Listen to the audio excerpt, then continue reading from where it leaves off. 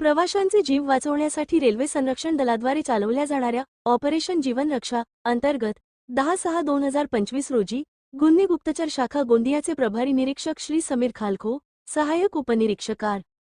S. बागडेरिया यांच्यासह राजनांदगाव स्थानकावर गुन्हेगारांवर गुप्त देखरेख ठेवत होते.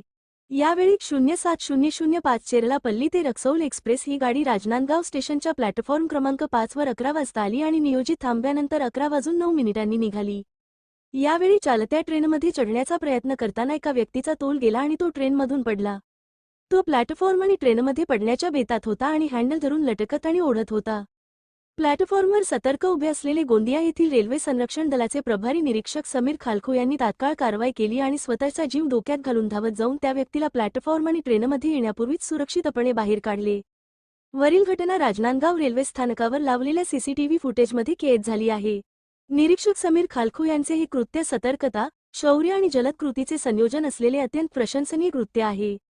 रेल्वे सुरक्षा दल ACCR नागपूर विभाग प्रवाशांना या संदर्भात जागरूक करण्यासाठी सतत मोहिमा राबवत आहे आणि प्रवाशांना मदत करण्यासाठी आणि सुरक्षिततेची खात्री करण्यासाठी नेहमीच तयार आहे आणि प्रवाशांना आवाहन करत आहे की तुमचा जीव मौल्यवान आहे. चालत्या ट्रेनमध्ये चढण्याचा किंवा उतरण्याचा प्रयत्न करू नका, कारण यामुळे मोठा अपघात होऊ शकतो आणि तुमचे तसेच जीव वाचवण्याचा प्रयत्न करणाऱ्या व्यक्तीचे आयुष्य धोक्यात येऊ शकते.